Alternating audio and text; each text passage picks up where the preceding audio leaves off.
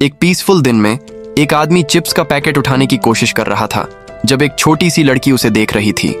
Unfortunately जिस packet को उसने उठाया था उसमें डिफेक्ट था और ज्यादातर चिप्स जमीन पर गिर गए। छोटी लड़की ने पूछा, क्या आप स्नैक्स चोरी करने की कोशिश कर रहे हो? लेकिन आदमी ने तुरंत मना कर दिया। तभी स्टोर की टीवी स्क्रीन, जो आमतौर पर सिर्फ न्यूज दिखाती थी, सबका ध्यान अपनी तरफ खींच लेती है क्योंकि एक अर्जेंट न्यूज आ गई थी। न्यूज में बताया गया कि आसपास के एरिया में एक अर्थक्वेक आया है। फिलहाल उसकी इंटेंसिटी काफी कम है, इसलिए कोई कैजुअल्टी नहीं हुई है। लेकिन एक्सपर्ट्स का कहना था कि यह अर्थक्वेक धीरे धीरे और बड़ा और पावरफुल होता जा रहा है, इसलिए पहले से ही कुछ मेजर्स के बारे में सोचना होगा। इसी बीच कुछ स्टूडेंट्स बाहर देखते हैं और हैरान रह जाते हैं। अचानक जमीन से एक बहुत ही विशाल चीज पल भर में बाहर निकल आती है। हर तरफ मिट्टी उड़ने लगती है और स्टोर की खिड़कियां टूट जाती हैं। हर जगह धूल ही धूल थी, लेकिन आदमी किसी तरह छोटी लड़की को उस इम्पैक्ट से बचा लेता है। लेकिन लड़की को अपनी चोट की चिंता नहीं थी। वह सिर्फ उस चीज को देख रही थी जो अभी अभी जमीन से निकली थी।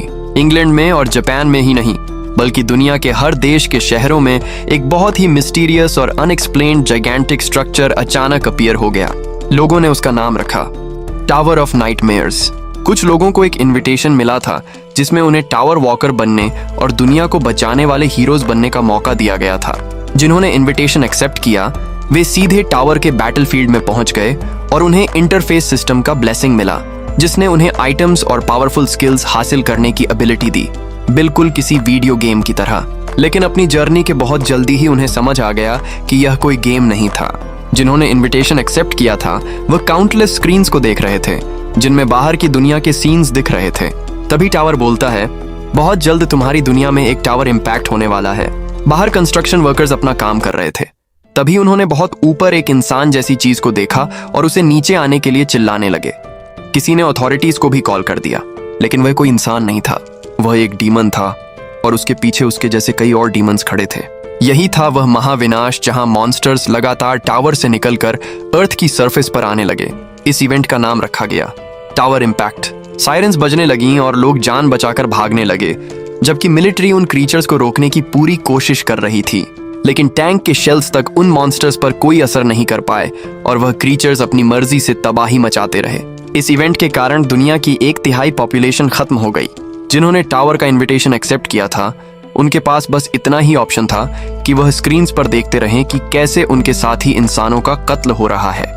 तब उनमें से एक को इनविटेशन की बात याद आई जिसमें लिखा था कि वह दुनिया को बचा सकते हैं। उसने सबको हिम्मत न हारने के लिए कहा और बोला, हम टावर को क्लाइम करेंगे और जो ह्यूमैनिटी बची है उसे बचाएंगे।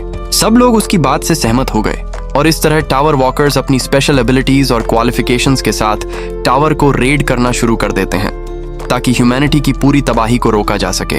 कुछ समय बाद वह एक ऐसी दीवार के सामने रुक जाते हैं जो बिल्कुल इम्पेनेट्रेबल लग रही थी। लेकिन जब उन्होंने अपने वेपन से उस पर हमला करना शुरू किया तो दीवार धीरे धीरे टूटने लगी। तब एक आदमी ने देखा कि उस दीवार के अंदर से एक ग्लोइंग स्टोन निकला है। जब उन्होंने उस स्टोन का और ध्यान से इंस्पेक्शन किया तो पता चला कि यह एक रिटर्न स्टोन है। यह स्टोन यूजर को उस समय में वापस भेज सकता है जब उसे टावर का इनविटेशन मिला था और उसकी सारी यादें भी उसके साथ रहेंगी। सबको लगा कि यह आइटम बहुत ही ओवरपावर्ड है। टावर वॉकर्स के कैप्टन हुआंग इंचान ने कहा कि वह इस स्टोन को यूज करके देखेगा। हुआंग इंचन ने रिटर्न स्टोन को एक्टिवेट कर दिया और तुरंत एक तेज नीली रोशनी ने वहां मौजूद सब लोगों को अंधा सा कर दिया। जब सबने अपनी आंखें खोली, इंचन वहां नहीं था, वह सच में गायब हो चुका था। बाकी टावर वॉकर्स समझ ही नहीं पा रहे थे कि अभी क्या हुआ। कुछ लोग सोचने लगे कि अगर वह पास्ट में गया है तो क्या वह दोबारा यहीं वापस आ जाएगा। तब फॉर्मर साइंस प्रोफेसर सकामोटो ने कहा कि शायद जवाब काफी सिंपल है। इंचन वाकई में पास्ट में लौट गया है, लेकिन क्योंकि टाइमलाइन का एक हिस्सा अलग हो गया है, शायद वह लोग उसे दोबारा कभी ना देख पाएं। फिर उसने मल्टीवर्स थ्योरी और पैरेलल यूनिवर्स थ्योरी का एग्जाम्पल देकर समझाया कि जब इंचन पास्ट में गया तब एक नई टाइमलाइन क्रिएट हो गई। सीधे शब्दों में इंचान की दुनिया और उनकी दुनिया पूरी तरह अलग हो चुकी थी। टावर वॉकर्स यह सब सुनकर बहुत हैरान हो गए और उनके लिए इतनी बड़ी बात को समझना आसान नहीं था। लेकिन एक पॉजिटिव बात यह थी कि इंचन डेफिनेटली पास्ट में पहुंच गया था। हालांकि सिर्फ उसके पास्ट में चले जाने से उनकी करंट दुनिया में कुछ बदलने वाला नहीं था। जितना वह जानते थे, टावर ने कभी किसी आइटम के बारे में झूठ नहीं बोला था। इसलिए यह स्टोन उन सबको भी एक ऐसी दुनिया में भेज सकता था जहां टाइमलाइन स्प्लिट हो चुकी हो। ये सब सिर्फ एक थ्योरी थी, लेकिन वह इस पॉसिबिलिटी को भी इग्नोर नहीं कर सकते थे कि जो भी रिटर्न स्टोन यूज करेगा शायद सब एक ही स्प्लिट टाइम लाइन में पहुंच जाएंगे। टावर के आइटम्स इंसानी समझ और कॉमन सेंस से बहुत आगे थे।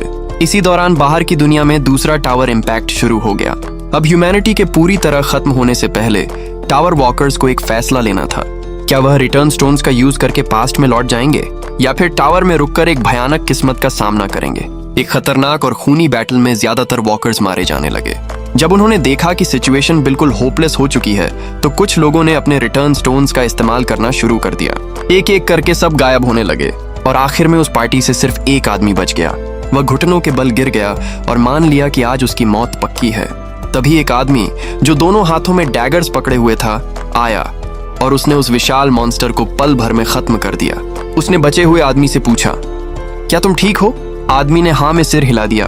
तब उस वॉरियर के पीछे से और भी टावर वॉकर्स सामने आए। उनमें से एक ने गुस्से में कहा, कैसे वह कमीने लोग हम सबको छोड़कर भाग गए? बचा हुआ आदमी बस रो सकता था। उसके सेवियर ने उसका शुक्रिया अदा किया कि उसने आखिर तक हिम्मत नहीं हारी। फिर उन्होंने उसे एक रिटर्न स्टोन दे दिया और ये लोग टावर में बची हुई इंसानियत की आखिरी उम्मीद थे। वह लोग जो रिटर्न स्टोन के लालच में जरा भी नहीं आए। ह्यूमैनिटी की लास्ट लाइन ऑफ डिफेंस और इंसानियत के आखिरी वॉरियर्स, कार्पे डिएम। एक दिन जो बहुत ही इवेंटफुल था। उनमें से ज्यादातर लोग जमीन पर मरे हुए पड़े थे और बचे हुए लोगों में से एक सोचता है, आखिर सब कुछ इतना गलत कब हो गया? थोड़ी देर पहले जब वो एक मॉन्स्टर से लड़ रहे थे, डैगर्स यूज करने वाला वॉरियर जुआन को अटैक करने के लिए चिल्लाता है। जुआन पीछे से आता है और एक कॉम्बिनेशन अटैक में उस मॉन्स्टर को खत्म कर देता है। जुआन पूछता है, कैजुअलिटीज कितनी हुई? डैगर्स वाला वॉरियर कहता है, खुशकिस्मती से आज कोई नहीं मरा। जो लोग इंजर्ड हैं वो थोड़ी हीलिंग और रेस्ट के बाद ठीक हो जाएंगे। वो ये भी कहता है कि शायद इस रेट से वो फाइनल फ्लोर तक पहुंच सकते हैं। कुछ लोग उनकी तरफ हाथ हिलाते हैं और वापस हाथ हिलाते हुए जुआन देखता है कि मॉन्स्टर ने कुछ ड्रॉप किया है। वो एक तलवार थी, सप्रेसिंग ड्रैगन सोर्ड। कहा जाता है कि यह तलवार सूरज और चांद दोनों की एनर्जी से भरी हुई है और इसे 85th फ्लोर के मास्टर टाइगर गोस्ट ने एक ड्रैगन को मारने के लिए 1000 दिन तक फॉर्ज किया था। जुआन उस तलवार को उठाता है और सोचता है कि शायद युन हुआन की बात सही थी। शायद वो लोग वाकई फाइनल फ्लोर तक पहुंच सकते हैं। उस वक्त उसे लग रहा था कि सब कुछ उनके फेवर में जा रहा है। लेकिन जब वो 98th floor chamber of purgatory पर पहुंचते हैं तो रियलिटी उसे बुरी तरह झटका देती है।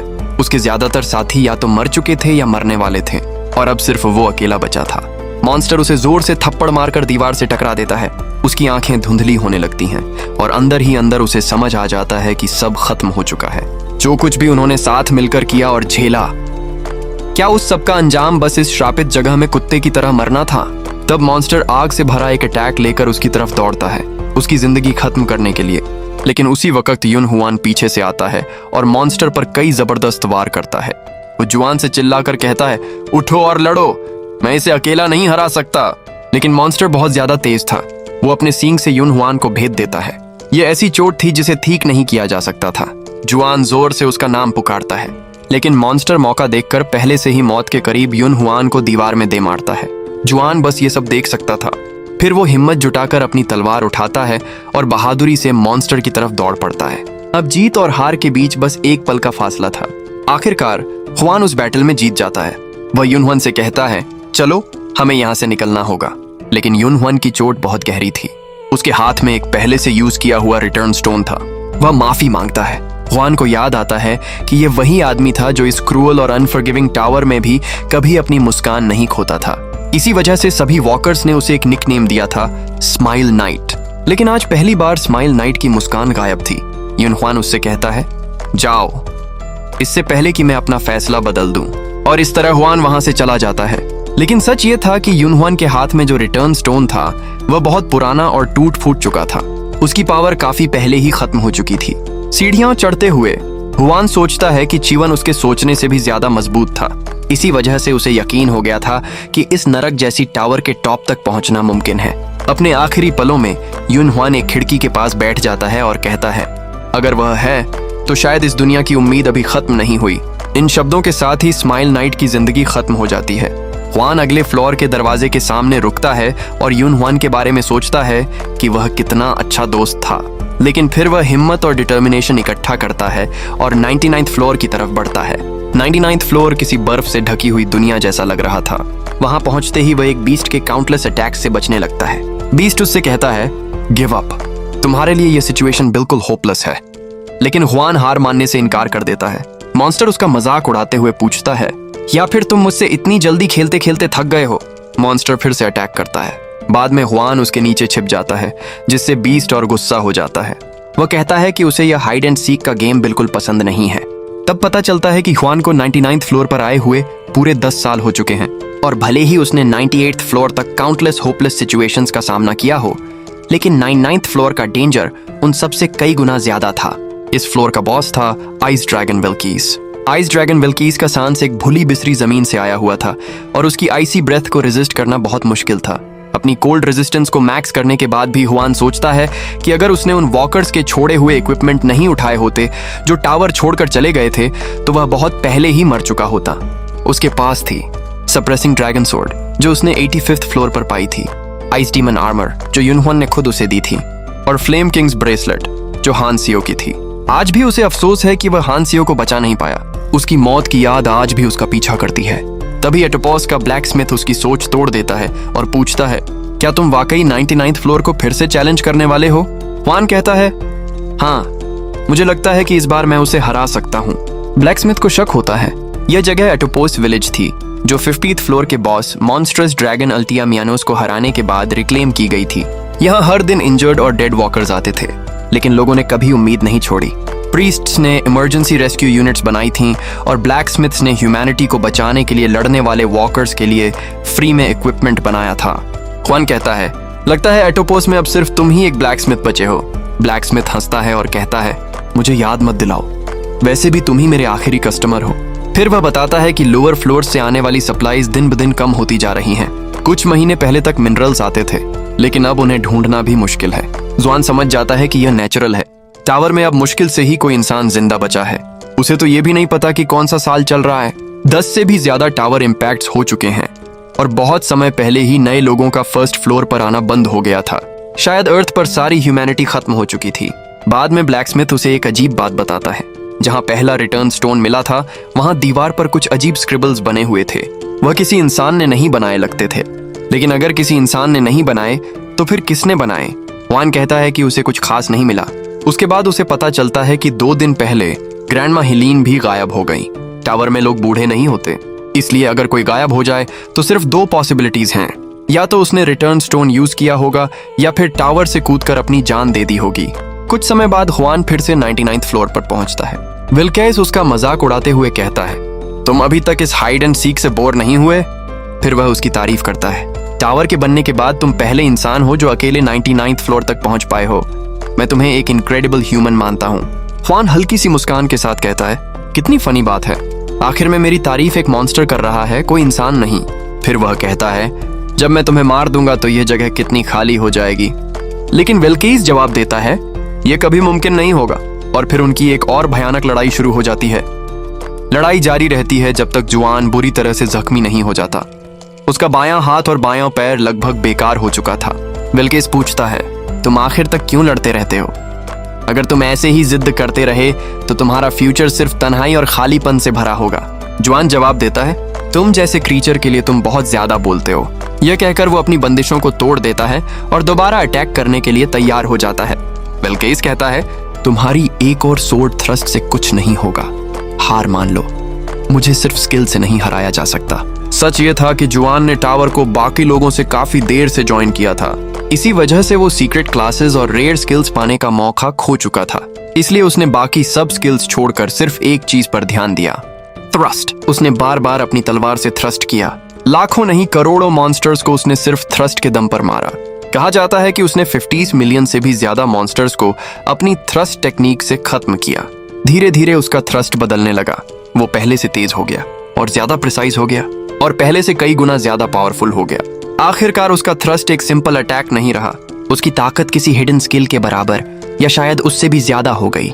लेकिन उसके पास एक और एडवांटेज था, ये कोई स्किल नहीं थी।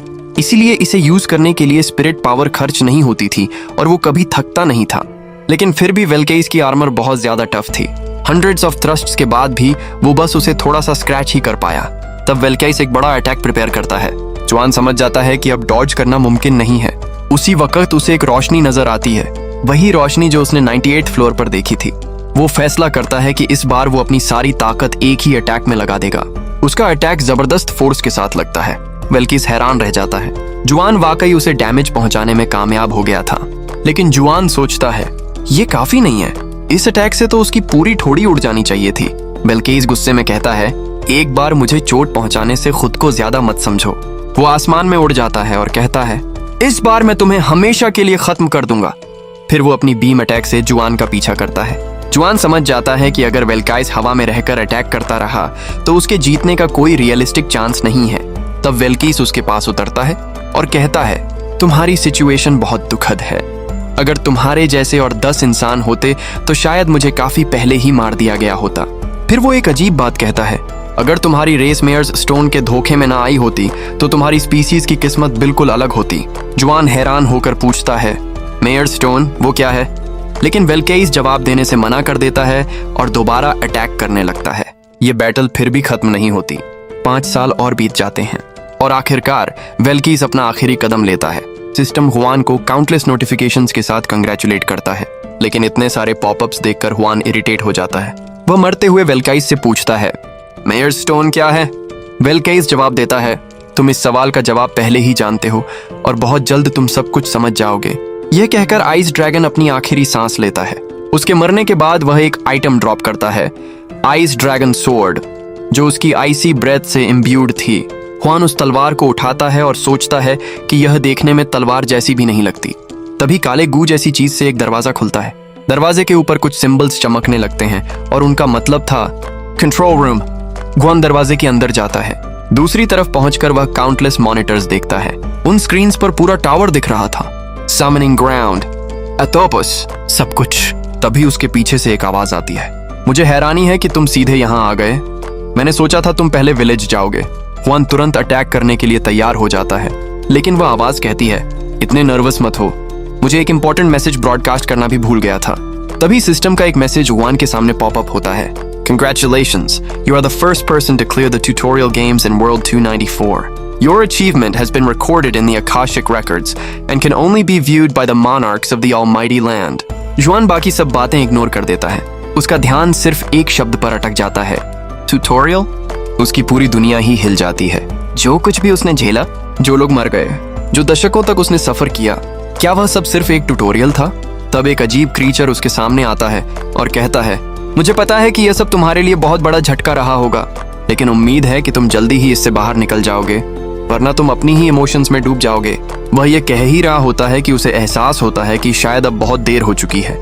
फिर भी वह कहता है लेकिन तुम्हें खुद से निराश नहीं होना चाहिए। आखिर तुमने एक इंसान होने के बावजूद काफी अच्छा किया है।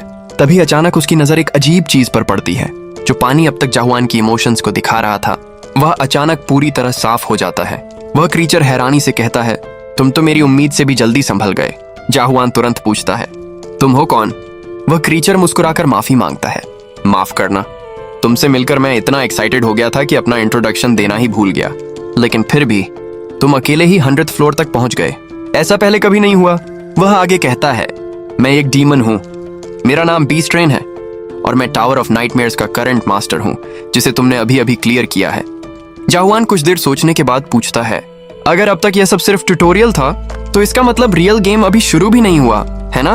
बीस्ट्रेन मुस्कुराकर कहता है मुबारक हो, तुमने बात बहुत जल्दी समझ ली, लेकिन उससे पहले कि मैं तुम्हें सब कुछ समझाऊं, मैं तुम्हें कुछ दिखाना चाहता हूं। इतना कहकर वह अपनी उंगली चटकाता है। अचानक उनके सामने एक बहुत बड़ा मॉनिटर दिखाई देता है।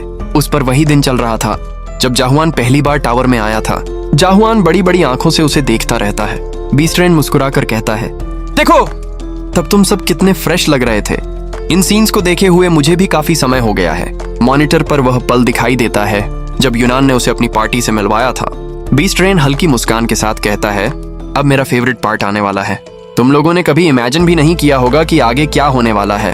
ये सच में एक रियल टीयर जर्कर स्टोरी है। इसे देखते हुए मैं तो बहुत रोया था। फिर वह जाहुआन की तरफ देखकर पूछता है और तुम्हारा क्या तुम्हें कोई रिग्रेट है या फिर गुस्सा या दुख? अगर है भी तो ये बिल्कुल नेचुरल है, लेकिन अब इन फीलिंग्स का कोई मतलब नहीं बचा। फिर वह मुस्कुराते हुए कहता है फिर भी मुझे तुम्हारे लिए थोड़ा बुरा लग रहा है, इसलिए मैं तुम्हें एक बिल्कुल नया मौका दूंगा। तुम इस गेम को फिर से शुरुआत से शुरू कर सकते हो। क्या यह एक अमेजिंग अपॉर्चुनिटी नहीं है? तुम्हारी दुनिया के नॉवेल्स में भी तो ऐसा ही होता है, जहां मेन कैरेक्टर अपनी सारी मेमोरीज के साथ फिर से शुरुआत करता है। जाहुआन सोच में पड़ जाता है। उसे तो टावर पर चढ़कर दुनिया को बचाना था, कम से कम इनविटेशन में तो यही लिखा था। लेकिन अब उसे समझ आ चुका था कि शुरुआत से ही उन सबको धोखा दिया गया था। टावर इम्पैक्ट को रोकने का कोई तरीका था ही नहीं। वे सिर्फ इस अभिशप्त टावर पर चढ़ते रहने के लिए इस्तेमाल किए गए थे। ह्यूमैनिटी की सल्वेशन सिर्फ एक झूठी उम्मीद थी, बस एक धोखा।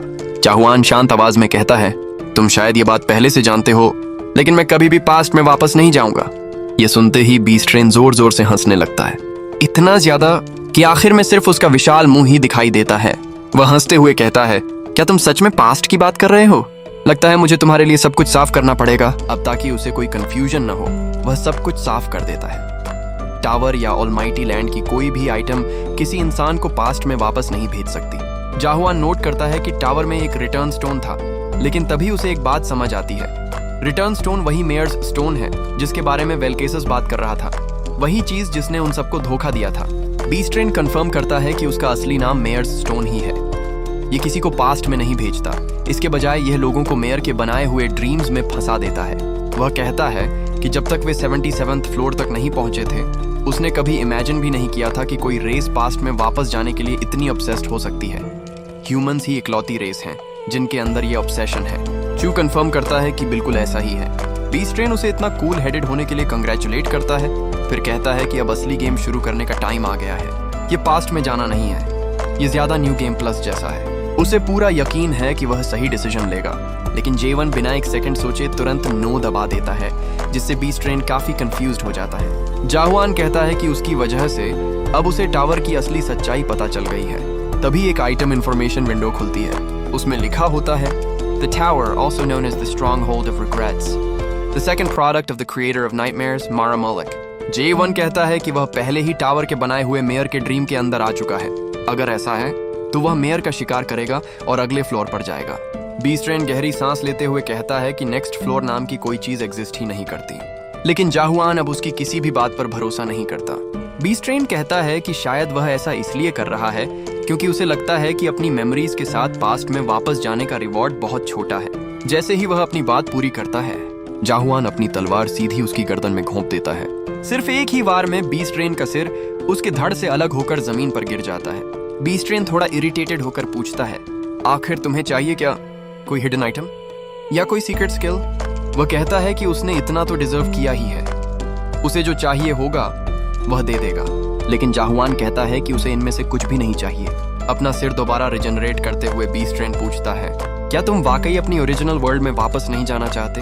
अब जब तुम्हें समझ आ गया है कि तुम टावर के ड्रीम के अंदर हो, तो टावर इम्पैक्ट नाम की कोई चीज कभी थी ही नहीं। वह अपनी उंगली छटकाता है। अगले ही पल पूरा रूम बदलकर रियल वर्ल्ड बन जाता है। सब लोग बिल्कुल ठीक होते हैं। उसकी फैमिली, उसके फ्रेंड्स सब जिंदा और सेफ होते हैं। यह सब देखकर जाहुआन पूरी तरह स्टंड रह जाता है। अब बीस्ट ट्रेन सोचता है कि शायद अब उसे सब कुछ समझ आ गया होगा। असल में कोई भी मरा ही नहीं था। उसकी फैमिली और उसके फ्रेंड्स सब बिल्कुल सेफ हैं, और जो लोग उसकी तरह ग्रुप्स में रहकर अपनी जिंदगी का मतलब महसूस करते हैं, उनके लिए यह देखकर उसे जरूर सुकून मिला होगा। लेकिन फिर बीस्ट ट्रेन कहता है कि लगता है वह उसे सबसे जरूरी चीज दिखाना भूल गया। वह फिर से अपनी उंगली चटकाता है। अगले ही पल दोनों एक हॉस्पिटल रूम में पहुंच जाते हैं। वहाँ हर अवेकेंट कोमा में पड़ा होता है। जाहुआन अपने ही बेहोश शरीर को देखकर पूछता है, क्या ये सच में मैं हूँ? बीस्ट ट्रेन कहता है कि शायद वह यह देखकर हैरान है कि उसका असली शरीर कितना साफ और नॉर्मल दिख रहा है। टावर के अंदर उसके लिए कई डिकेड्स बीत चुके हैं, लेकिन रियल वर्ल्ड में सिर्फ 1 महीना ही गुजरा है। और सबसे बड़ी बात, वह कभी भी रियलिस्टिकली उसे हरा नहीं सकता, जबकि वह मुश्किल से ट्यूटोरियल सर्वाइव कर पाया था। उसके और एक माइटी ड्रैगन के बीच का फर्क बहुत ज्यादा है। जाहुआन बस हल्की सी मुस्कान के साथ कहता है, ड्रैगन? मैं पहले भी एक ड्रैगन का शिकार कर चुका हूँ। उसका इतना चीकी जवाब सुनकर बीस्ट ट्रेन को काफी गुस्सा आ जाता है, और उसी पल उनकी लंबी लड़ाई शुरू हो जाती है। बहुत समय बाद बीस्ट ट्रेन जाहुआन के स्टोर में आता है, लेकिन वहाँ जाहुआन नहीं होता। बीस्ट ट्रेन अपनी ब्लेड पर काम करते हुए सोचता है, कल 72nd अटेम्प्ट था। हर दिन बिना एक भी दिन आराम किए जाहुआन उसे चैलेंज करता रहा, फिर भी वह उसके शरीर पर एक निशान तक नहीं बना पाया। लेकिन एक बात और भी अजीब है, जाहुआन कभी मरता भी नहीं। ऐसा लगता है जैसे बीस्ट ट्रेन जानबूझकर उसे जिंदा रख रहा हो। इसीलिए जाहुआन ने फैसला कर लिया है, चाहे कितने भी दिन, कितने भी साल लग जाए, वह एक दिन बीस्ट ट्रेन को जरूर हराएगा। दूसरी तरफ बीस्ट ट्रेन कई मॉनिटर्स पर जाहुआन को देख रहा होता है। वह सोचता है कि उसे सब्र रखना होगा, क्योंकि ये लड़का एक बहुत ही वैल्यूएबल प्रोडक्ट है, एक बहुत ही स्पेशल प्रोडक्ट। एक प्रोफेशनल कल्टीवेटर होने के नाते उसने कभी ऐसा प्रोडक्ट नहीं देखा। कल्टीवेटर का काम होता है यह इंश्योर करना कि प्रोडक्ट ऑलमाइटी लैंड के एनवायरनमेंट में सेफली अडेप्ट कर सके। इसके लिए सेकेंडरी कल्टीवेशन प्रोसेस किया जाता है ताकि प्रोडक्ट और भी अच्छी तरह मैच्योर हो और पहले से भी ज्यादा पावरफुल बन सके। सबसे पहला और प्राइमरी प्रोसेस होता है अनवांटेड सीड्स को एलिमिनेट करना, ताकि सिर्फ बेस्ट सीड्स ही बचें, और यही काम ट्यूटोरियल गेम करता है। इसके बाद ही सिलेक्टेड प्रोडक्ट की असली ग्रोथ शुरू होती है। सेकेंडरी प्रोसेस का पर्पस होता है चोजन सीड्स को इतना वाटर और सॉइल देना कि वे पूरी तरह ग्रो कर सकें। लेकिन ये प्रोडक्ट तो अगले प्रोसेस में जाने से ही मना कर रहा है। बी स्ट्रेन सोचता है, क्या मुझे रिस्क लेकर इसे मार ही देना चाहिए? वैसे भी टावर के अंदर मरने से सोल डिस्ट्रॉय नहीं होती, लेकिन अगर उनके लेवल के डिफरेंस की वजह से इसे कोई परमानेंट डैमेज हो गया तो हार्वेस्टर्स कभी चुप नहीं बैठेंगे। उसे इस लड़के को एक फ्लॉलेस डायमंड बनाना ही होगा और फिर उसे बेच देना होगा। अब शायद समय आ गया है कि वह एक हाई रैंकिंग डीमन को रेज करे। उसे वह लोन भी चुकाना है जो उसने यह टावर खरीदने के लिए लिया था। यह लड़का वाकई बहुत ही स्पेशल है। यहाँ तक कि वे गॉड्स भी, जो कभी डीमंस के साथ डील नहीं करते, उन्होंने भी उससे कांटेक्ट किया है।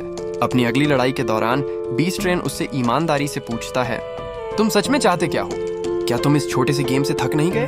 अगर तुम मेरी बात मानकर असली गेम शुरू कर दो तो मैं भी काफी खुश हो जाऊंगा। फिर तुम इतनी मेहनत करके इस बेकार चीज को क्यों कंटिन्यू कर रहे हो? इतना कहकर वह एक बहुत बड़ी बर्फ की दीवार खड़ी कर देता है और पल भर में जाहुआन के पीछे पहुंच जाता है। जाहुआन कुछ रिएक्ट कर पाता उससे पहले ही बी स्ट्रेन उसे जोर से उस आइस वॉल में दे मारता है। अब उसका सब्र टूट चुका था। वह बेचैन होकर जाहुआन को मनाने की कोशिश करता है। रियल गेम शुरू कर दो, मैं तुम्हें सीक्रेट स्किल्स दूंगा, रेयर आइटम्स दूंगा। तो फिर आखिर किस बात के लिए तुम इतनी जिद कर रहे हो? जाहुआन शांत आवाज में कहता है, मैं तुम्हारा शिकार करूंगा और नेक्स्ट फ्लोर पर जाऊंगा। ये सुनते ही बी स्ट्रेन लगभग पागल हो जाता है। आखिर मुझे और क्या करना पड़ेगा ताकि तुम एक बार रियल गेम के बारे में सोचो? जाहुआन सोचता है कि वह इसी पल का इंतजार कर रहा था। अब वह बी स्ट्रेन से अपना काम निकलवा सकता है। वह कहता है, मुझे तुमसे एक सवाल पूछना है। दोनों एक टेबल पर बैठ जाते हैं। बी स्ट्रेन कहता है, उम्मीद है इस बात से तुम ज्यादा हैरान नहीं होगे। तुम्हारा यूनिवर्स सिर्फ एक ही डायमेंशन से नहीं बना। जाहुआन जवाब देता है, मुझे पहले से पता था। अर्थ पर पैरेलल यूनिवर्सेस और मल्टीवर्स जैसे कॉन्सेप्ट्स काफी कॉमन स्पेकुलेशन है। बी स्ट्रेन मुस्कुराता है और आगे समझाता है, एक मेन डायमेंशनल लेवल है जिसे ऑलमाइटी लैंड कहा जाता है और उसके नीचे उसकी काउंटलेस ऑल्टरनेट डिमेंशंस फैली हुई हैं। अर्थ उन्हीं काउंटलेस ऑल्टरनेट वर्ल्ड्स में से एक छोटा सा प्लैनेट है। उसे 294th वर्ल्ड कहा जाता है और टावर ऑफ नाइटमेयर्स जहां वे इस समय मौजूद हैं, यहीं वॉकर स्किल्स, आइटम्स और पावर हासिल करते हैं। अपने स्टेटस को डेवलप करते हुए वे धीरे धीरे ऑलमाइटी लैंड के सिस्टम के हिसाब से अडेप्ट हो जाते हैं और फिर उन्हें एक बिल्कुल नई दुनिया में जाने का मौका मिलता है। जहां तक डीमंस की बात है, उनका रोल सिर्फ गेम को सपोर्ट करना होता है। जाहुआन एक सीधा सवाल पूछता है, क्यों? तुम ये सब क्यों कर रहे हो? बी स्ट्रेन मुस्कुराता है, मुझे नहीं लगता कि तुम असल में यही पूछना चाहते हो। वह फिर से अपनी उंगली चटकाता है और कहता है, तुम असल में ये पूछना चाहते हो ना, इतनी सारी ऑल्टरनेट वर्ल्ड्स में से टावर ऑफ नाइटमेयर्स तुम्हारी दुनिया में ही क्यों आया? तुम्हारी रेस को ही यह सब क्यों झेलना पड़ा? उसकी मुस्कान और गहरी हो जाती है। वजह सिर्फ इतनी है, तुम्हारी दुनिया बस रैंडमली चूज कर ली गई थी। जाहुआन गुस्से में उसे रोक देता है, बस मैं यह नहीं पूछ रहा था। मेरा असली सवाल यह है, तुम जैसा कोई इस टावर को ऑपरेट क्यों कर रहा है? बी स्ट्रेन एक पल के लिए हैरान रह जाता है। वह बात को घुमाने की कोशिश करता है, क्योंकि मेरी रेस वॉलंटियरली ये काम करती है। लेकिन जाहुआन उसकी बात पर बिल्कुल भरोसा नहीं करता। बी स्ट्रेन कहता है, सच में? डीमंस को वॉलंटियर करना काफी पसंद है। बहुत से डीमंस अलग अलग प्लैनेट्स के स्पेशल वॉकर्स की देखभाल करते हैं। हमने एक ऐसी पैराडाइज बनाई है जहां ह्यूमंस, मॉन्स्टर्स और डीमंस सब शांति से साथ रहते हैं। लेकिन हार्वेस्टर्स का सब्र अब खत्म हो चुका था।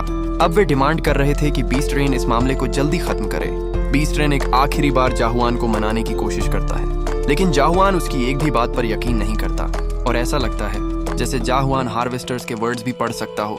कुछ देर पहले उसने अपना स्टेटस विंडो देखा था।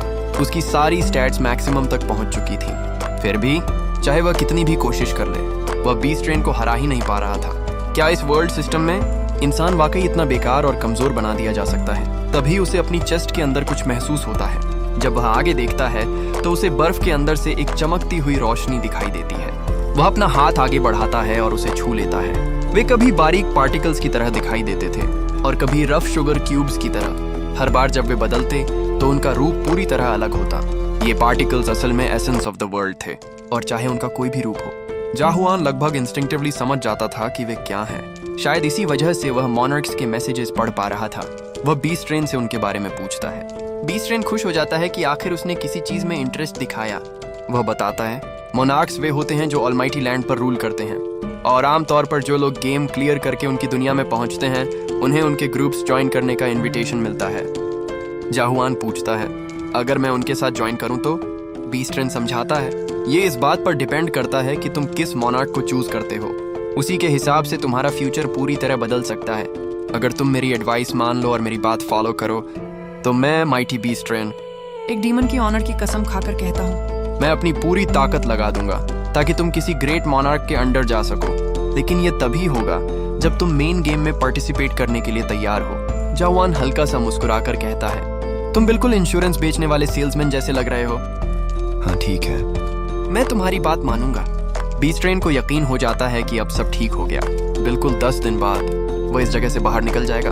9 दिन बाद जाहुआन सिर्फ अपनी थ्रस्ट प्रैक्टिस करता रहता है और बीस्ट ट्रेन बस उस बोरिंग ट्रेनिंग को देखता रहता है। लेकिन वह खुद को समझाता है, बस 1 दिन और, उसके बाद मैं उन हरामियों का लोन चुका दूंगा जिन्होंने मुझे ये टावर बेचकर बेवकूफ बनाया। अगर उसके साथ धोखा ना हुआ होता तो उसे यह सब कभी झेलना ही ना पड़ता। जो टावर उसने खरीदा था वह सिर्फ फर्स्ट जनरेशन एंटीक टावर था, इतना पुराना कि कोई भी उसकी असली एज तक असेस नहीं कर सकता था। उन नालायक मेयर्स ने उसे ऐसे बेचा था जैसे ये जिंदगी की सबसे बड़ी डील हो। काश ये 3rd जनरेशन टावर होता तो इसमें ट्यूटोरियल को फोर्सफुली एंड करने का फंक्शन होता और प्रोडक्ट को कोई डैमेज भी नहीं होता। लेकिन ये tower fair and square rules पर चलता था, इसलिए प्रोडक्ट की मर्जी के बिना वह गेम खत्म ही नहीं कर सकता था। फिर वह सोचता है, आखिर मैं कर भी क्या सकता था? शायद गरीब होना ही सबसे बड़ा गुनाह है। बस उसे उम्मीद थी कि कल तक ये नाइटमेयर खत्म हो जाएगा। अगले दिन बीस्ट ट्रेन जाहुआन को बहुत सारी टिप्स और फ्यूचर का समरी देता है। उसी वक्त ट्यूटोरियल गेम खत्म करने वाला मैसेज दोबारा सामने आ जाता है। बीस्ट ट्रेन पूछता है, मैंने जो कुछ बताया था सब याद कर लिया? जाहुआन सिर हिलाकर कहता है, हाँ, अब बस एक ही काम बाकी था, यस बटन दबाना। बीस्ट ट्रेन इस दिन का बहुत सालों से इंतजार कर रहा था। खुशी के मारे उसकी आंखों से आंसू निकल आते हैं। लेकिन अगले ही पल जाहुआन एक बार फिर उस पर हमला कर देता है। बीस्ट ट्रेन चीख पड़ता है, आखिर तुम कर क्या रहे हो? लेकिन अब तक उसे जवाब पता होना चाहिए था। जाहुआन सिर्फ एक ही काम कर रहा था, उसका शिकार। जब से उसने वर्ल्ड एसेंस के पार्टिकल्स को महसूस करना शुरू किया था, उसकी थ्रस्टिंग मोशन बदल गई थी। हर थ्रस्ट के साथ उसे एक अजीब सी बेचैनी महसूस होती, जैसे उसके अंदर कोई नई सेंस जाग रही हो। फिर वह बीस्ट ट्रेन पर इतनी तेज और इतनी भयानक स्पीड से वार करता है कि बीस्ट ट्रेन भी हैरान रह जाता है। तो क्या यही जिंदा होने का एहसास है? बाद में 91st फ्लोर पर, जिसे एक ब्रीडिंग प्लांट की तरह इस्तेमाल किया जाता था, बीस्ट ट्रेन कहता है, मैंने तुम्हारे जैसा इंसान पहले कभी नहीं देखा। अगर तुम पहले ही ऐसे होते तो हम दोनों के लिए सब कुछ बहुत आसान होता। जाहुआन पूछता है, तुम क्या करने वाले हो? मेरी डायरेक्ट कंसेंट के बिना तुम ट्यूटोरियल खत्म नहीं कर सकते, है ना? बीस्ट ट्रेन सिर हिलाकर कहता है, बिल्कुल सही, लेकिन तुम्हारी परमिशन लेने की उम्मीद मैंने बहुत पहले ही छोड़ दी थी। इस बार मैं तुमसे सिर्फ एक सिंपल सवाल पूछना चाहता हूँ, तुम्हें क्यों लगता है कि यह ट्यूटोरियल हमेशा चलता रहेगा? असल में टावर ऑफ नाइटमेयर्स को इस तरह प्रोग्राम किया गया है कि ट्यूटोरियल क्लियर होने के 100 दिन बाद यह अपने आप खत्म हो जाता है। इसलिए मेरे पास सिर्फ एक ही ऑप्शन है, तुम्हें ऐसे ही बांध कर रखना और मेन गेम शुरू होने का इंतजार करना। जाहुआन शांत आवाज में कहता है, ऑलमाइटी लैंड में लोग तुम्हें जेंटलमैन ऑफ कैजुअलमेंट कहते हैं, है ना? तुम 714 साल से जिंदा हो और अब तक 828 वर्ल्ड्स में घूम चुके हो, सिर्फ इस घिनौनी कल्टीवेशन के लिए जो तुम उन रेसेस के साथ करते हो जो अपनी दुनिया में शांति से जी रही होती हैं। बीस्ट ट्रेन का चेहरा सफेद पड़ जाता है। वह पूछता है, तुम्हें यह सब कैसे पता? लेकिन जाहुआन उसकी बात बीच में ही काट देता है, तुम मुझे हार्वेस्टर जेट ब्लैक मॉनर्क को देने वाले थे। अब बीस्ट ट्रेन के माथे पर ठंडा पसीना आ जाता है। वह घबराकर चीखता है, तुम आखिर हो कौन? तुम सच में कौन हो? इतने सालों तक जिस प्राइस को उसने पाला था, अब वह पहले जैसा नहीं रहा। जाहुआन आराम से अपनी सारी रिस्ट्रेंट्स तोड़ देता है और बाज की तरह सीधा बीस्ट ट्रेन पर झपट पड़ता है। अब बीस्ट ट्रेन सचमुच डर चुका था। वह जाहुआन को पीछे धकेल देता है, लेकिन उसी पल उसे महसूस होता है कि जाहुआन ने सच में उसे घायल कर दिया है। जब वह नीचे देखता है तो उसकी आंखें खुली की खुली रह जाती हैं। जाहुआन के हाथ में ओवरलोड अडेप्टर था। 100th फ्लोर पर पहुंचने के अगले ही दिन जाहुआन के मन में बहुत सारे सवाल उठे, बहुत सारे। उसे महसूस हुआ कि एसेंस ऑफ द वर्ल्ड जैसे चीर कर टूट रही थी और तभी चारों तरफ से अनगिनत आवाजें सुनाई देने लगी। अपने हर डाउट का जवाब मिलने के बाद वह एक ऐसी अवस्था में पहुंच गया जहां उसके अंदर किसी भी चीज को लेकर कोई डाउट ही नहीं बचा। उसने समझ की सीमा को ही पार कर लिया। बीस्ट ट्रेन उसकी ताकत देखकर दंग रह जाता है। वह कनेक्शन तोड़ देता है और सारी टेम्पोरल रिस्ट्रिक्शंस हटा देता है ताकि उसकी असली शक्ति सामने आ सके। वह कहता है, अब मैं तुम पर बिल्कुल भी रहम नहीं करूंगा। तुमने ट्यूटोरियल के बाद कमाल की तरह अडेप्ट किया है, लेकिन ह्यूमंस की भी एक लिमिट होती है। तुम कभी भी मुझे माइटी बीस्ट ट्रेन को हरा नहीं सकते। जाहुआन सोचता है, क्या यही मेरा अंत है? तभी काउंट लगातार बढ़ता रहता है। दोनों एक दूसरे पर लगातार वार करते रहते हैं। बीस्ट ट्रेन कहता है, आखिर में तुम्हें मेन गेम में पार्टिसिपेट करना ही पड़ेगा। ये सब करके सिर्फ तुम ही अपना नुकसान कर रहे हो। जैसे ही काउंट खत्म होता है, जाहुआन की आंख में एक पीली रोशनी चमक उठती है। वही थ्रेट ऑफ अपॉर्चुनिटी एक बार फिर सामने आ गई थी। वही शक्ति जिसने उसे अनगिनत बार बचाया था। जाहुआन बिजली की रफ्तार से आगे बढ़ता है। बीस्ट ट्रेन पूरी तरह शॉक में आ जाता है। ये सिर्फ एडेप्टेशन नहीं है। तुम ये सब कर कैसे रहे हो? जाहुआन पूरी ताकत से उस पर वार करता है और आखिरी बार कहता है, मेरी बात ध्यान से सुनो। ह्यूमंस कोई खिलौने नहीं हैं जिनसे तुम जब चाहो खेल लो। हम कोई बेकार चीजें नहीं हैं जिन्हें इस्तेमाल करके फेंक दिया जाए, और ना ही हम कोई प्रोडक्ट्स हैं जिन्हें बेचा जा सके। मैं अब तुम्हारी किसी प्लानिंग को फॉलो नहीं करूंगा। मैं इस जगह को तबाह करूंगा और नेक्स्ट फ्लोर पर चढ़ूंगा, फिर उसके बाद और ऊपर, और तब तक चढ़ता रहूंगा जब तक तुम्हारी परफेक्ट वर्ल्ड को मिटा ना दूं। अब बीस्ट ट्रेन हाथ जोड़कर उससे रुकने की भीख मांगता है। रुक जाओ, नेक्स्ट फ्लोर नाम की कोई चीज एग्जिस्ट ही नहीं करती। लेकिन जाहुआन कहता है, नहीं, तुम लोग मुझे यहाँ यूं ही नहीं लाए। हर फ्लोर पर बने हुए स्क्रिबल्स किसी आर्टिस्ट के दर्द और पीड़ा की कहानी है। 47th फ्लोर पर मैंने एक स्क्रिबल पढ़ा था। उसी से मुझे पता चला कि tower of nightmares first demon के इल्यूजन ट्री के सबसे ऊपरी हिस्से की सिर्फ एक नकल है। मुझे पूरा यकीन है ये स्क्रिबल्स टावर के क्रिएटर मुलिक ने लिखे थे। अगर ये जगह सच में इल्यूजन ट्री की रूट है तो इसका ट्रंक भी जरूर होगा, और अगर मैं सीलिंग तोड़ दूं तो मुझे कुछ ना कुछ जरूर मिलेगा। यह कहकर वह पूरी ताकत से सीलिंग पर हमला कर देता है। बीस्ट ट्रेन दर्द से चीख उठता है।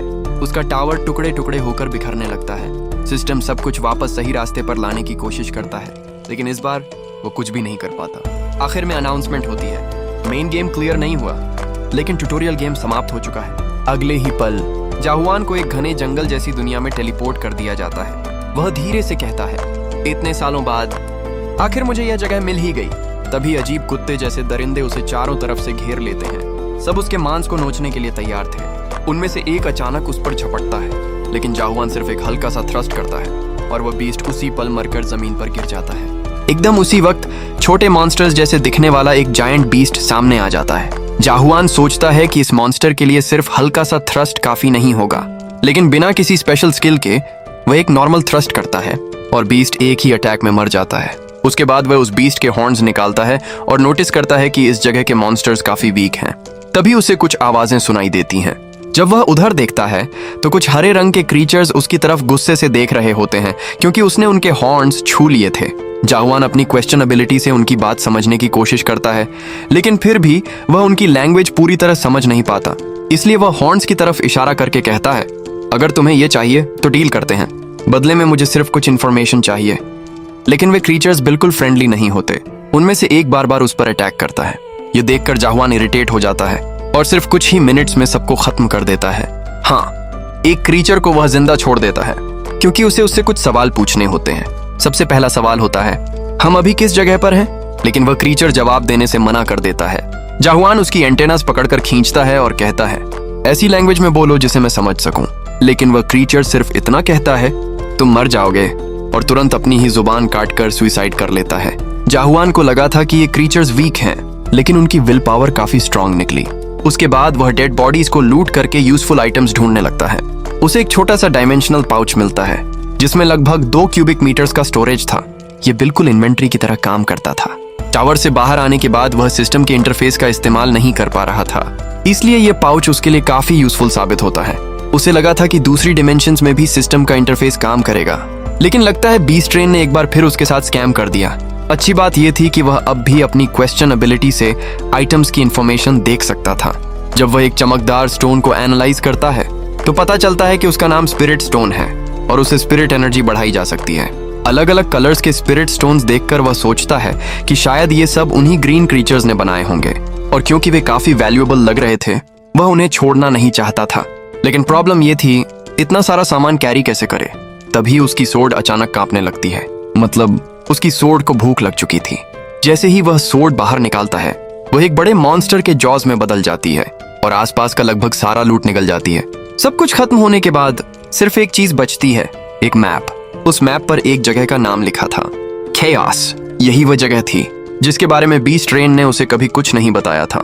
इसी बीच कहीं और कुछ बीस्ट एक ग्रुप का पीछा कर रहे होते हैं। ग्रुप की एक लड़की मॉन्स्टर्स पर नाइफ्स फेंकने की कोशिश करती है लेकिन गलती से अपने ही टीममेट को मार देती है। वह तुरंत माफी मांग लेती है और उसका टीममेट भी उसे माफ कर देता है, शायद सिर्फ इसलिए क्योंकि वह उसे क्यूट लगती है। लेकिन अगले ही पल वह उससे भी बड़ी गलती कर बैठती है। वह सीधे एक जायंट बिहॉर्न मॉन्स्टर को पूरे ग्रुप के पास ले आती है। ऊपर से ये सब देख रहा जाहुआन नोटिस करता है कि पूरे ग्रुप में वही लड़की सबसे स्ट्रांग लग रही है। फिर भी उसी की वजह से पूरा ग्रुप डेंजर में आ गया था। उसे समझ ही नहीं आता कि इतने वीक लोग इतनी कम स्किल्स के साथ टावर क्लियर कैसे कर पाए। लाल बालों वाला आदमी मॉन्स्टर की तरफ चार्ज करता है और वह लड़की उसकी मदद करने की कोशिश करती है, लेकिन मदद करने के बजाय वह सीधा उसके कान पर हमला कर देती है। हंसते हुए वह फिर से सॉरी बोलती है, जबकि वह आदमी गुस्से में उसे डांटने लगता है। लड़की कहती है, इतना रूड होने की जरूरत नहीं है, मैं तो सिर्फ तुम्हारी मदद करना चाहती थी।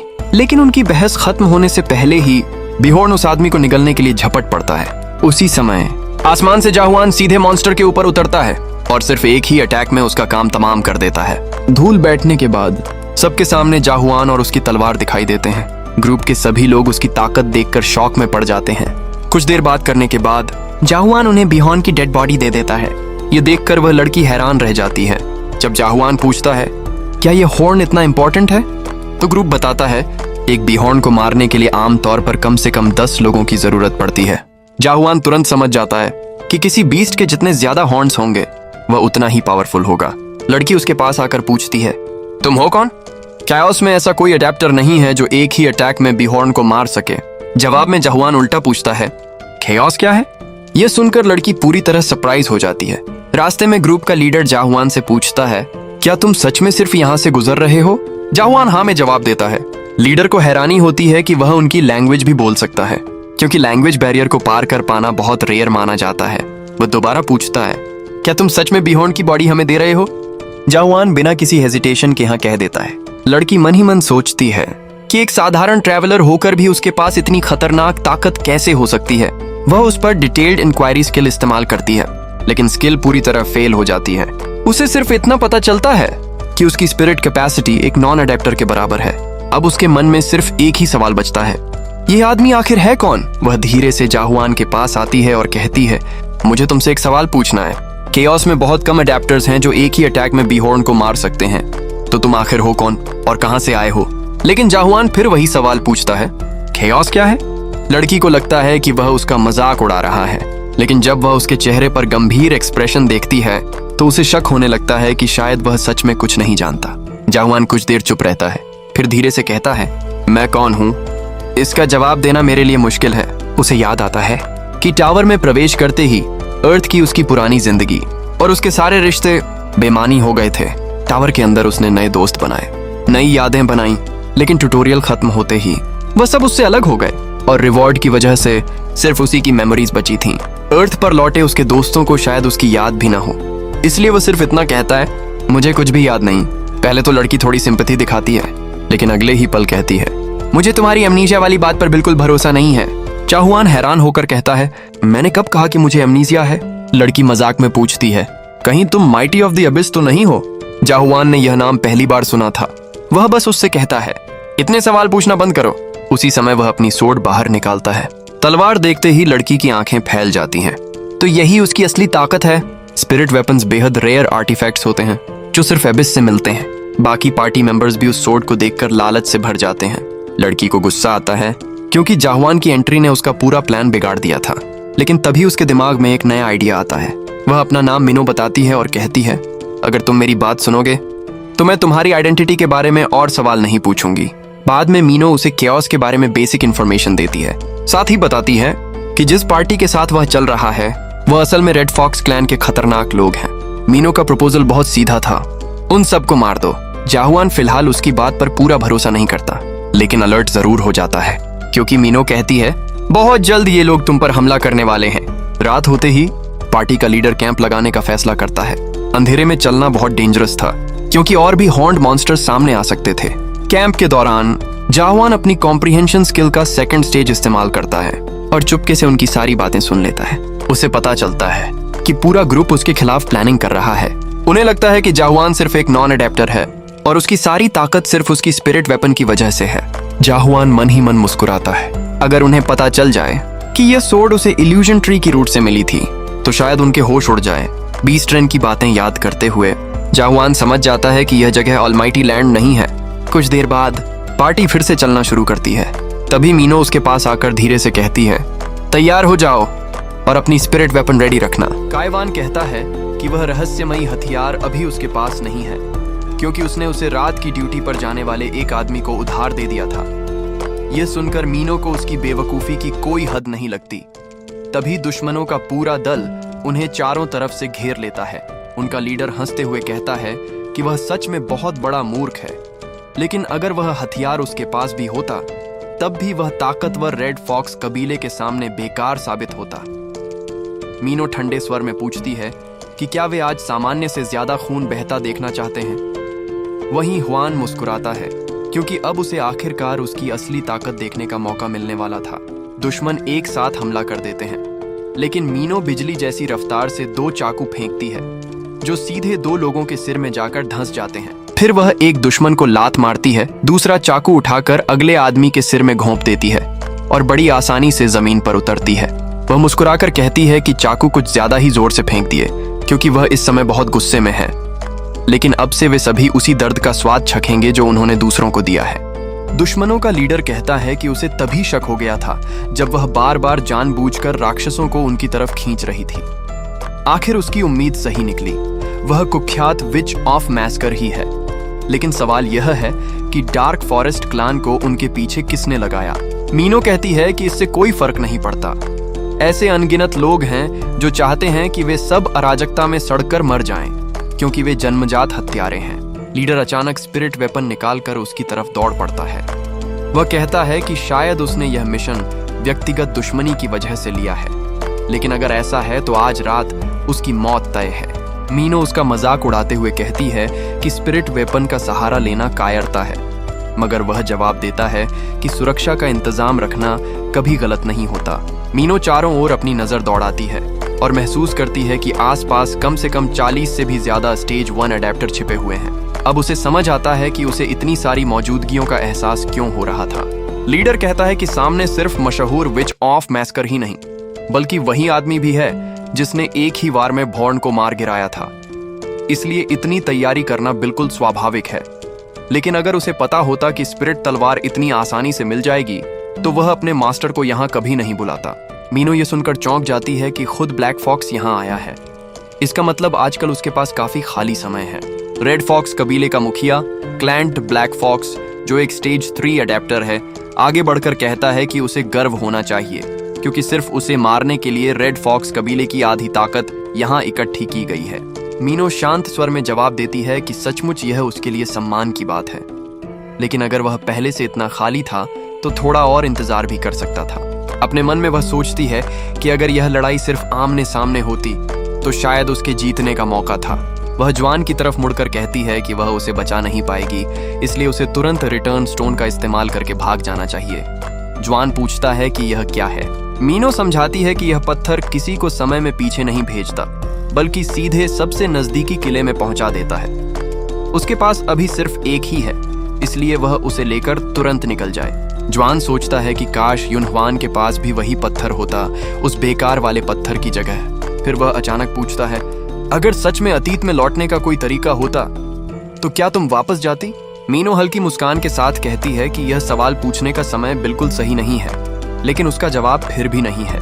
उसने अपनी पूरी जिंदगी पूरी ताकत से जी है।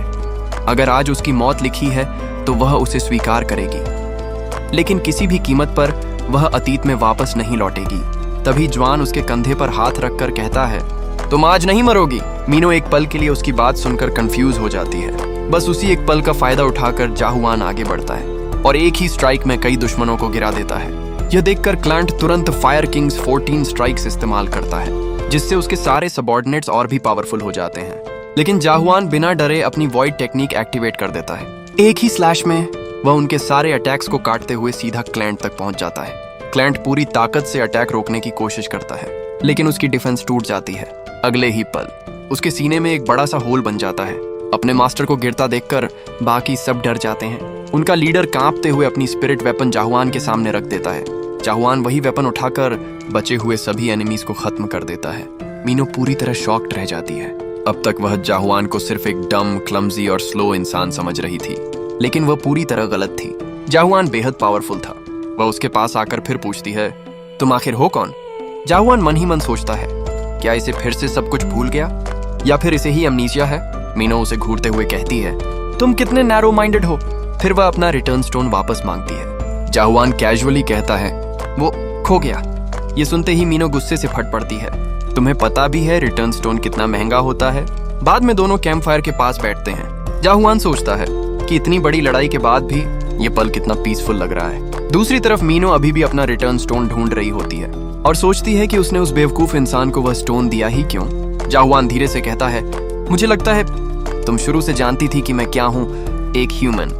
मीनो हंसते हुए जवाब देती है, क्या बकवास कर रहे हो, मैं भी तो ह्यूमन ही हूँ।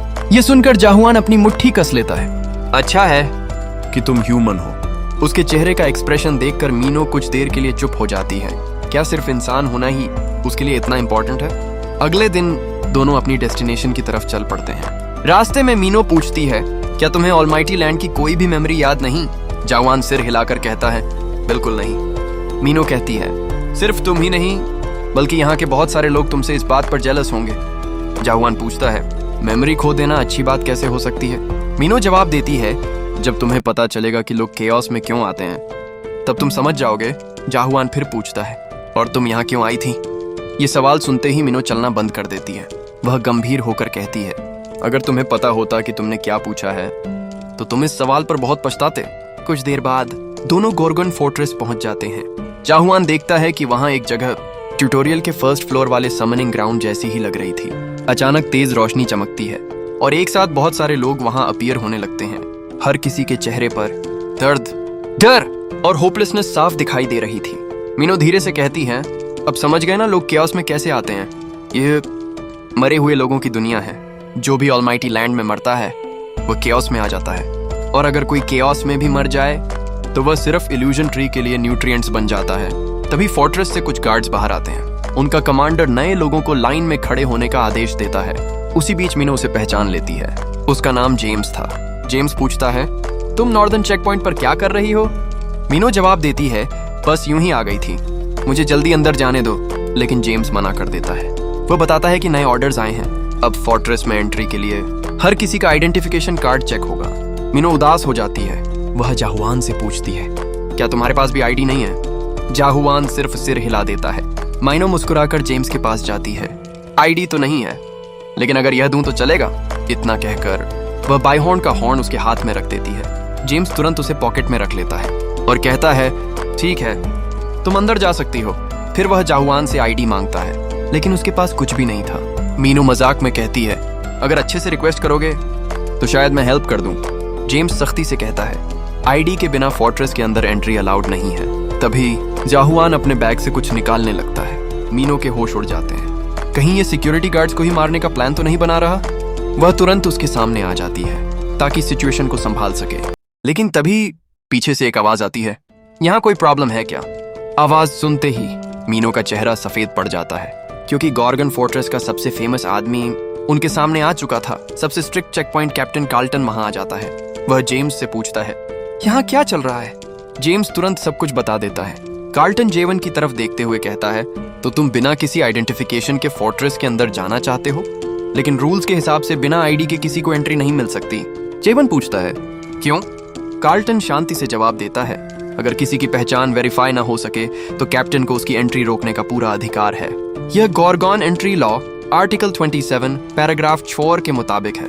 जैसे ही वह लॉ बोलता है सब लोग ऑटोमेटिकली झुक जाते हैं। मीनो सोचती है, कार्ल्टन का लॉ स्किल कितना अनोइंग है। जेवन बिना कुछ कहे मीनो के बंधन एक ही स्लैश में काट देता है। फिर कार्ल्टन से कहता है, मुझे तुम्हारे लॉज में बिल्कुल इंटरेस्ट नहीं है, बस इतना बताओ उस आईडी में लिखा क्या होता है? कार्ल्टन समझाता है, नाम, ऑर्गेनाइजेशन, प्रोफेशन, क्रिमिनल रिकॉर्ड और भी बहुत सारी इंफॉर्मेशन।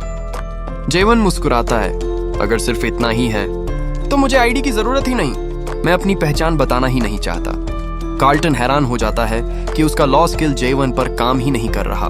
वह दोबारा स्किल एक्टिवेट करता है। आर्टिकल 2 पैराग्राफ 6 के मुताबिक मैं तुम्हें रिस्ट्रेन करता हूँ। नीली चेन्स जेवन को बांधने के लिए आती हैं, लेकिन जैसे ही उसकी बॉडी को टच करती हैं, तुरंत टूटकर बिखर जाती है। ये देखकर सारे गार्ड्स शॉक में आ जाते हैं। जेवन फिर मीनो की तरफ देखकर पूछता है, मैं बस वही क्यों ना कर लूं जो इस लड़की ने किया था। मीनो को तुरंत याद आ जाता है, उसने सीधा ब्राइब दिया था। जिस गार्ड ने ब्राइब ली थी उसके और उसके साथियों के चेहरे का रंग उड़ जाता है। तभी जेवान एक चीज कार्ल्टन की तरफ फेंकता है और कहता है, ये ले लो और हमें अंदर जाने दो। जेम्स गुस्से में चिल्लाता है, कैप्टन को ब्राइब देने की हिम्मत, इस आदमी को यहीं एग्जीक्यूट कर देना चाहिए। लेकिन कार्ल्टन का रिएक्शन सबको सरप्राइज कर देता है। वह कहता है, मैं तो डियर विस्परर के एमिसरी का इंतजार कर रहा था। उसके बाद वह मीनो को एक स्पेशल स्कैनर से स्कैन करता है। मशीन बताती है कि उसकी सोल करप्शन 15% तक पहुंच चुकी है। कार्ल्टन कहता है, जल्दी से अपनी मेडिसिन ले लो। जेवान कंफ्यूज्ड होकर पूछता है, सोल करप्शन क्या होता है? मीनो समझाती है, यह इस जगह में रहने वालों की एक क्रॉनिक डिजीज है। जितनी देर कोई यहाँ रहता है उसकी सोल धीरे धीरे करप्ट होती रहती है, और जब करप्शन अपनी लिमिट तक पहुंच जाती है तब क्या होता है तुम शायद पहले ही देख चुके हो। इसी वजह से हॉर्न्ड बीस्ट्स के हॉर्न्स इतने वैल्यूएबल होते हैं। उन्हीं से बनी मेडिसिन सोल करप्शन को कंट्रोल करती है। इसीलिए गार्ड्स ने ब्राइब इतनी आसानी से एक्सेप्ट कर ली थी। अब स्कैनर जेवान की बारी आती है, लेकिन जैसे ही उसे स्कैन किया जाता है मशीन रेड लाइट दिखाती है, सोल करप्शन डिटेक्टेड 0%। कार्ल्टन हल्की सी स्माइल करता है और स्पिरिट स्टोन उसे वापस दे देता है। इसे किसी को भी मत दे दिया करो, ये बहुत प्रेशियस आइटम है। जेवन कहता है, वैसे मैं वह डियर विस्परर नहीं हूँ जिसका तुम इंतजार कर रहे थे। कार्ल्टन मुस्कुराकर कहता है, मुझे पहले से पता था। आखिरकार उन्हें फोर्ट्रेस के अंदर एंट्री मिल जाती है। जेम्स फिर भी पूछता है, क्या उन लोगों को अंदर भेजना ठीक है? कार्ल्टन उससे पूछता है, तुम स्पिरिट स्टोन के बारे में कितना जानते हो? जेम्स जवाब देता है, ये अडेप्टर्स के लिए बहुत प्रेशियस आइटम है, इससे उनकी एनर्जी बढ़ती है। कार्ल्टन सिर हिलाता है, बिल्कुल सही, लेकिन सिर्फ इतना ही नहीं। वह अपना ग्लव उतारता है। उसका हाथ पूरी तरह सोल करप्शन से ढका हुआ होता है। कार्ल्टन कहता है, जो डियर विस्परर नहीं होते वे स्पिरिट स्टोन को कंट्रोल नहीं कर सकते। उसके पास रहने से उनकी सोल करप्शन और भी तेज बढ़ जाती है। लेकिन वह आदमी चाहे डियर विस्परर ना हो, फिर भी स्पिरिट स्टोन को बिना किसी करप्शन के कंट्रोल कर रहा है। जेम्स फिर पूछता है, तो क्या उस पर भरोसा किया जा सकता है? कार्ल्टन शांत आवाज में जवाब देता है, मैं उस आदमी पर भरोसा नहीं करता, मैं उसकी सोल पर भरोसा करता हूँ। चेक पॉइंट पार करने के बाद थोड़ी सी रिश्वत और फॉर्मेलिटीज के बाद जेवान और मीनो फोर्ट्रेस की सड़कों पर चल रहे होते हैं। जेवन सोचता है, यहाँ की सड़कें कितनी कंफ्यूजिंग हैं, और ऊपर से मीनो उसके लिए एक्स्ट्रा बोझ बन गई है। इस सब की वजह कार्ल्टन था, जो बार बार कानून, आर्टिकल्स और आइडेंटिफिकेशन की बात करता ही जा रहा था। बेचारी मीनो के पास उसके रूल्स के खिलाफ बोलने का कोई तरीका ही नहीं था। दोनों एक ब्रिज पर पहुंचते हैं। जेवन पूछता है, यहाँ कोई अच्छा ब्लैकस्मिथ कहाँ मिलेगा? लेकिन उसी वक्त किसी की नजर उसके हाथ में पकड़े स्पिरिट वेपन पर पड़ जाती है। दूर से कोई मुस्कुराता है, जैसे उसने कोई बहुत कीमती चीज देख ली हो। थोड़ी देर बाद मीनो होश में आती है। जेवन उससे कहता है, अब तुम अपने रास्ते चली जाओ। मीनो हैरान रह जाती है, इतनी आसानी से मुझे छोड़ दोगे? क्या गेट पर जो हुआ उसकी वजह से? जेवान शांत आवाज में जवाब देता है, मुझे फोर्ट्रेस के अंदर लाने का काम तुमने कर दिया, अब मुझे तुम्हारी मदद की जरूरत नहीं है। हम दोनों बिल्कुल अलग दुनिया के लोग हैं, इसलिए अब तुम चली जाओ। मीनो अपने होंठ काट लेती है, लेकिन फिर भी उसके साथ चलने लगती है। तुम्हें यहाँ का रास्ता भी नहीं पता? डायरेक्शंस पूछने से अच्छा है मैं ही तुम्हें सब दिखा देती हूँ। जेवन एक लंबी सांस लेता है, मैं मेयर को ढूंढ रहा हूँ। मीनो तुरंत कहती है, मुझे एक जगह पता है जहाँ वह मिल सकते हैं, चलें?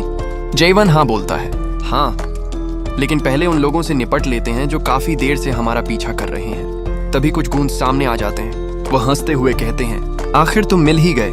हमने सुना है तुम्हारी सोर्ड आग निकालती है। मीनो उन्हें वार्निंग देती है, यहाँ से चले जाओ वरना सिर्फ मौत मिलेगी। गूंज हंस पड़ते हैं, थोड़ा तमीज से बात करो, हमारे ग्रुप का सबसे छोटा भाई अभी प्यूबर्टी में है। ऐसी गंदी लैंग्वेज सुनकर वह बहुत एक्साइटेड हो जाता है। अगर जिंदा रहना है तो सोर्ड और अपनी सारी वैल्यूएबल चीजें प्रोटेक्शन फी के नाम पर दे दो।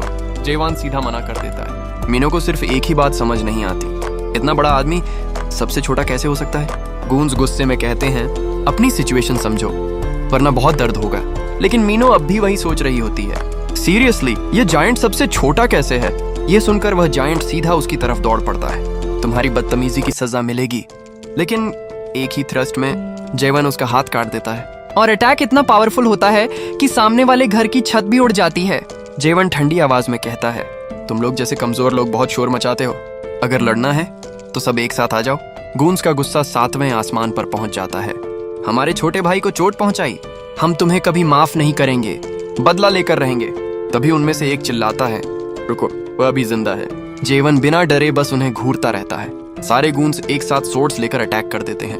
क्लैंग! एक जोर की टकराने की आवाज गूंज उठती है। फाइट खत्म होते ही जेवॉन आराम से अपनी सोर्ड साफ करने लगता है।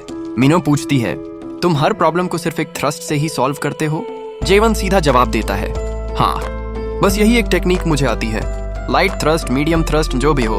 मीनो को लगता है वह मजाक कर रहा है। फिर उसे एक और लेजेंडरी वॉरियर याद आता है जो सिर्फ एक ही टेक्निक यूज करता था। फर्क बस इतना था, वो स्लैश करता था और जेवन सिर्फ थ्रस्ट। लेकिन मीनो के दिमाग में एक और सवाल आता है, पहला अटैक उसने जानबूझकर मिस किया था, वरना सामने वाली छत कैसे उड़ गई? उसे पता था कि जेवन अपनी पावर पर परफेक्ट कंट्रोल रखता है, तो फिर ऐसा क्यों हुआ? जेवन शांत आवाज में कहता है, जब मैं इनसे लड़ रहा था मुझे सामने वाली छत पर किसी के स्टेल्थ स्किल यूज करने का एहसास हुआ। बस उसे डराकर भगाना चाहता था क्योंकि वह मेरी नसों पर काफी देर से चढ़ रहा था। मीनो शॉक हो जाती है, तुमने सिर्फ किसी को डराने के लिए पूरी छत उड़ा दी? जेवन बिल्कुल नॉर्मल एक्सप्रेशन के साथ कहता है, इसमें इतना शॉक होने वाली क्या बात है? कुछ देर बाद दोनों ट्वाइलाइट डस्क नाम की मशहूर स्मिथी पहुंचते हैं। यही मेयर को बनाया गया था और ये गॉर्गॉन की सबसे बड़ी स्मिथीज में से एक थी। एक आर्टिजन उनसे कहता है, अगर कस्टम ऑर्डर देना है तो काफी वेट करना पड़ेगा, आज बहुत रश है। मीनो पूछती है, आज इतनी भीड़ क्यों है? आर्टिजन जवाब देता है, ओनर बाहर गए हुए हैं, अभी सिर्फ मैं ही डेप्यूटी ओनर हूँ, इसलिए सारा काम मेरे ऊपर है। अगर रेडीमेड वेपन चाहिए तो जल्दी मिल जाएगा। अंदर डेप्यूटी ओनर माइकल अपने अप्रेंटिसेस से कहता है, इस क्वाड हॉर्न सोर्ड में एक ज्यूअल स्लॉट बनाना है। जो भी इसमें होल बना देगा उसे एक दिन के लिए स्मिथी का डेप्यूटी ओनर बना दिया जाएगा। सब एक्साइटेड होकर काम शुरू कर देते हैं, लेकिन अपने बेस्ट टूल्स और परफेक्ट स्ट्राइक्स के बाद भी सोर्ड पर एक स्क्रैच तक नहीं आता। माइकल सिर हिलाकर कहता है, ऐसे मारोगे तो कभी नहीं होगा। मैंने तुम्हें इतना बड़ा मौका दिया, लेकिन तुम अभी बहुत वीक हो। तभी जेवन आगे बढ़ता है, मैं ट्राई कर सकता हूँ। माइकल सोचता है कि शायद यह भी कोई ट्रैवलिंग आर्टिजन होगा। वह कहता है, किसी भी स्मिथी से आए हो, तुम भी नहीं कर पाओगे। मेरे डिसाइपल्स भी फेल हो चुके हैं। सोर्ड ही इतना परफेक्ट बना है और क्वाड हॉर्न के मटेरियल पर काम करना बहुत मुश्किल है। जेवन बिना कुछ कहे अपनी उंगली से एक हल्का सा थ्रस्ट करता है। एक जबरदस्त शॉकवेव निकलती है। वो तो पूछता है, अगर मैं कर दूं तो एक दिन के लिए डेप्यूटी ओनर बन जाऊंगा ना?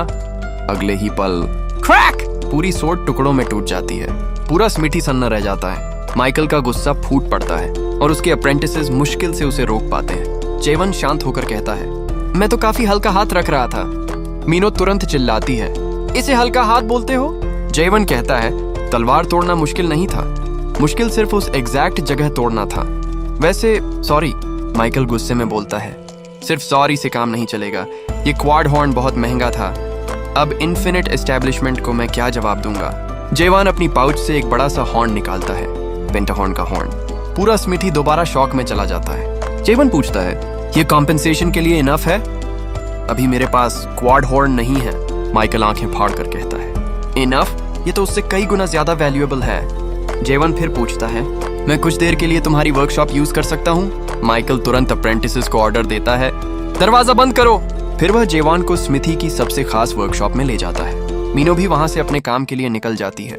माइकल कहता है, ये गॉर्गॉन की सबसे बेस्ट वर्कशॉप है और आज के लिए तुम डेप्यूटी ओनर हो, इसलिए जितना चाहे यूज करो। जेवन शुक्रिया अदा करता है। माइकल पूछता है, इतना रेयर पेंटाहॉर्न तुम्हें मिला कहां से? जेवन कैजुअली जवाब देता है, मैंने खुद शिकार किया था। पेंटाहॉर्न के 5 हॉर्न होते हैं। फिर वह कहता है, मुझे एक सोर्ड शीथ बनानी है, पहली बार कर रहा हूँ। माइकल हैरान रह जाता है, इतने रेयर हॉर्न से सिर्फ शीथ बनाओगे? तुम्हारी सोर्ड आखिर है क्या? जेवन उसे सोर्ड पकड़ा देता है। माइकल ध्यान से देखने लगता है। आइस ड्रैगन सोर्ड की रेप्लिका मेयर ने खुद बनाई थी। काफी रेयर और खूबसूरत वेपन है।